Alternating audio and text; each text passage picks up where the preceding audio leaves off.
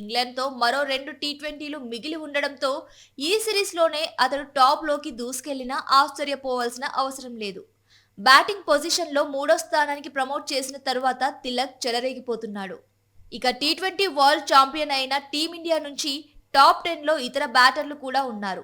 ICC టీ20 ర్యాంకింగ్స్లో captain Suryakumar Yadav 4వ స్థానంలో ఉన్నాడు. ఇక యశస్వి జైస్వాల్ 9వ స్థానంలో కొనసాగుతున్నాడు. మరోవైపు ఈ సిరీస్లో వరుసగా విఫలమవుతున్న వికెట్ కీపర్ సంజు శాంసన్ తాజా ర్యాంకుల్లో 17 నుంచి 29వ స్థానానికి పడిపోయాడు.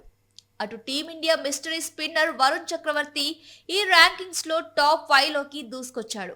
ఇంగ్లాండ్తో తొలి 3 టీ20లో రాణించడంతో పాటు మూడో మ్యాచ్లో 5 వికెట్లు తీశాడు వరుణ్. దీంతో ఏకంగా 25 స్థానాలు ఎగబాకి కెరీర్ బెస్ట్ 679 పాయింట్లతో 5వ స్థానానికి చేరుకున్నాడు.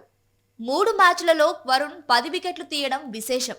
ఐసీసీ టీ20 బౌలర్ల ర్యాంకింగ్స్లో టాప్ 15లో ముగ్గురు భారత స్పిన్నర్లు ఉన్నారు. అర్ష్దీప్ సింగ్ టాప్ 9లో ఉండగా రవి బిష్నాయ్ టాప్ 10th ర్యాంక్లో ఉన్నాడు.